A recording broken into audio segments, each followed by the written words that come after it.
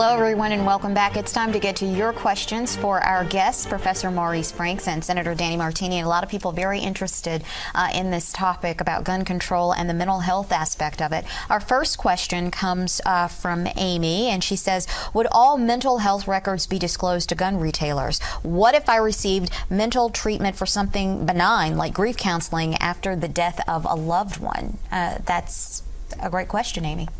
I would think that under the constitutional amendment that we just passed, which requires any infringement on your Second Amendment rights to be subject to a standard of strict scrutiny, those records would not be released. The only records that would be released would be those records that would impact someone's mental incapacity, number one, and the fact that he is a threat to himself or others if he has access to guns.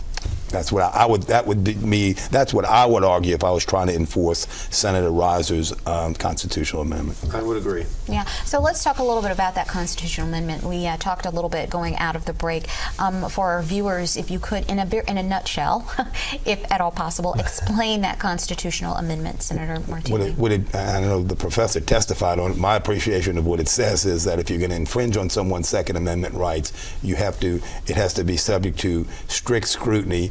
And then once there is a determination made, once there is a determination that the rights of the public safety concerns outweigh the privacy concerns, then it is incumbent on the legislature to enact only that, to enact the least injurious infringement on that person's Second Amendment rights. So you wouldn't, to answer Amy's question, we wouldn't send them all of the records, but we might send them those records which, in the opinion of the people doing the evaluation, would indicate that this person is a danger if he has access to those. We also have an elephant in the china closet here. Never considered is that we didn't have shootings in schools until we had gun-free laws. Criminals don't obey gun-free laws. They look upon it as a welcome mat that they won't receive any opposition. You know, the president's children get armed guards in their school, but we get gun-free laws, gun-free zones. And the only thing, as I said, that can stop a bad person with a gun is a good person with a gun.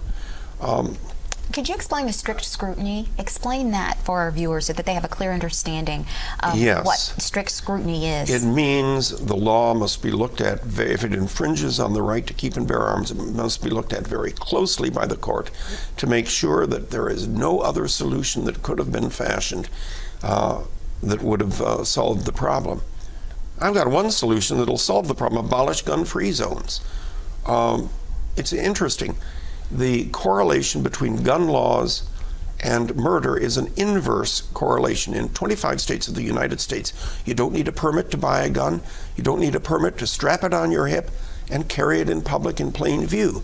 In the other 25, you have more restrictive laws, yet 80% of the murders occur in the 25 states with the more restrictive laws. The most restrictive place in the United States is Illinois and the city of Chicago, where nobody is given a permit to carry a gun. In Afghanistan, over the last 10 years, we had 2,166 soldiers killed. In Chicago during the same period, 4,790 were killed. The criminals there know they're not going to get any opposition. Wow. Okay, let's move on to some more of our questions here. Another question comes to us. This person says, I am a proud gun owner and I believe very strongly in the right to own guns for sport and for protection. However, I think advertising is a big problem. Gun companies make ads that make owning an assault weapon look glamorous, manly, and I think this is a big problem. Could this type of advertisement be made illegal, like a cigarette ad on TV? What do you all make of the advertising? I think there's another amendment called the First Amendment that might weigh in on that. Also, I mean, Hollywood glamorizes it. I mean, you look at Die Hard, you look at all of this stuff. The movies, yeah. You know, so I don't think that's the problem. I hate to make it that simple, but I mean, you know, bad people kill people, not advertisement. And it may be glamorous to own a gun, but I mean, to have the assault weapon and everything. But I mean, that to me is not the root of the problem. The root of the problem is that a bad person's who wants to do like these people did in Colorado and Connecticut is going to find a way to do it, and they don't care. More persons are murdered with non-firearm weapons, anything ranging from knives and baseball bats, than are murdered with guns. With actual guns. Yeah. Just to weigh in, I understand a lot of critics. They respond to the refrain, guns don't kill people, people kill people, and that makes perfect logical sense. But a retort or a comeback that I've also heard is, cars don't kill people, bad drivers kill people, but by the same logic, we have all kinds of laws that require manufacturers of cars to make them safe, and we have speed limits, we have seatbelt laws, and so is there room for even talking about what's required before you buy a gun? Apparently, it's very easy to buy a gun without going through a lot of hoops. Well, it's easy to buy a car without a driver's license. You just can't drive it. In any event, I think it's important to note that we have laws on who can carry a gun and where they can carry it. For example, a concealed carry permit holder has to have a thorough background check, be photographed and fingerprinted, have training equal to 80% of the training a police officer receives before being turned loose on the street with a gun. Well, but for the 90-something% of the population who don't go that next step to get the concealed weapon permit, that's the population with guns in their hands and the guns that end up in the hands of the criminals. The regulation that says before we allow either people with bad intent or people who maybe need that training that police officers get, or 80% or 50% of that, should there be some more training or some more safety training, reminding people to put guns in a safe if they have children in the house. A lot of these avoidable mistakes off the record. I mean, before we started, we talked about some steps that might be taken. Care to comment on that? Going back to your original question, well, of course we have the discussion. We have the discussion every year. Senator Rice's constitutional amendment didn't say you can't ever infringe on the Second Amendment rights. It says you can have the discussion, and then it sets a standard by which we weigh the solutions. The problem that I have, and I believe Professor Franks voiced his concerns about, is we're reacting to situations that really don't affect the run-of-the-mill person, but we want to who's got a gun and wants to protect himself. And we just need to make sure that we're not overreacting. And by overreacting, we're making the problem even worse, because less people have guns and more bad people still have the guns, and these atrocities take place. Let's look a little closer at the proposals that Governor Jindal is going to make during this legislative session. Let's go ahead and bring up that graphic so that our viewers can take a look. The first one, he's going to authorize the state to confidentially share an individual's eligibility to purchase a firearm based on his or her mental health records with the NICS, and that's the National Instant Criminal Background Checking System. He'll define situations where mental health eligibility must be reported and when a person would be disqualified from purchasing a firearm.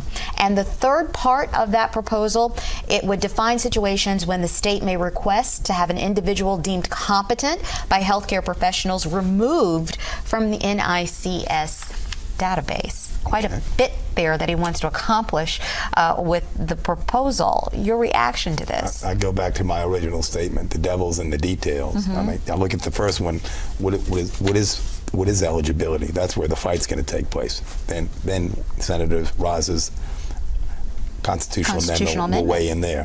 What are these situations in both? And again, I'm not suggesting that he's not well-intentioned, but you know, I say this all the time, the legislature is like the NBA. Tune in with 4 minutes left in the fourth quarter, and you'll get these definitions, and then we'll find out what the bill does. Or hopefully we'll find out before the end of the session. If not, we'll find out what we did afterwards. Yeah. But I mean, all of this stuff is, in my mind, something that needs to be discussed. But at this point in time, without any specifics, it's hard to say. Yeah, Professor Franks. I would wholeheartedly support that any person adjudicated incompetent by a court of law or committed to a mental institution by a court of law, they're already prohibited by law from owning guns. We ought to get those records into the national database. They're not at the Those present records, time. right? Because right now those records are not. They're not. in They the should national be. database. They should be. That's the easy one. But people have a right, should have a right before being stripped of a fundamental right. They should have a right to a hearing before a judge. We're all, or at least three of us, are lawyers at this table, and I think we appreciate what the courts are for. And one other point, I don't know if it's been discussed much in the legislature before coming up with these proposals. If a mental health professional believes that a patient is a threat to him or herself, they have certain obligations under the law anyway. So, you know, I don't want the people watching the show to think that if the therapist thinks that patient Joe Blow is a real menace and is planning on doing harm, committing mayhem, that therapist has an obligation under the law to go out and contact the authorities. That's one of the rare exceptions where what you say to your mental health professional is kept in confidence. Time once was that insane people were locked up. I remember those days. That's not happening as it should. Maybe we need to tighten our mental health laws rather than punish everybody. I agree completely that those who, first of all, there is no confidentiality with a doctor or a psychiatrist if one indicates an intention to commit a future crime. Right. There's a future crime exception, and the mental health professional or the lawyer is under a duty to take action to prevent the crime from happening. We're less than a minute before we have to leave. Senator Martiny. Well, I go back to what I've said all along. I think it's a two-part test. Number one, it's just not mental incompetence, because there's a lot of different reasons that various courts can determine someone to be mentally incompetent. You've got to get to the next part where he is a threat to himself or a threat to others, and he has access to these guns. And I think that's where you weigh in. The problem is, what I think here in Louisiana may not be the same thing a guy in Iowa thinks, or a guy in Texas whose constituency are all hunters. Yeah. So, you know, it's going to be, you know. You think this is going to be a tough fight, a tough debate when you all convene in April? I think it'll be a lengthy debate. Yes, I think it'll be a tough fight, because not tough in the sense that there's going to be a lot of opposition to it. It's just an issue that, in order to deal with the problem that we have, it's going to be hard to get your hands around it. Right. Well, listen, thank you both for being here and spending this time with us, Professor Maurice Franks and Senator Danny Martiny. That is it for our show. Be sure to join us next week when we will delve into another hot legal issue and discuss the things that you need to know to protect your rights. Thanks to Senator Martiny and Professor Franks, and to all of you for continuing to support the show. Don't forget to get in touch with us by Twitter, by Facebook, and by email. And remember to check out jrpoa.com to watch whole episodes of the show and to get great legal information about all the topics discussed. Thanks, and we'll see you next week.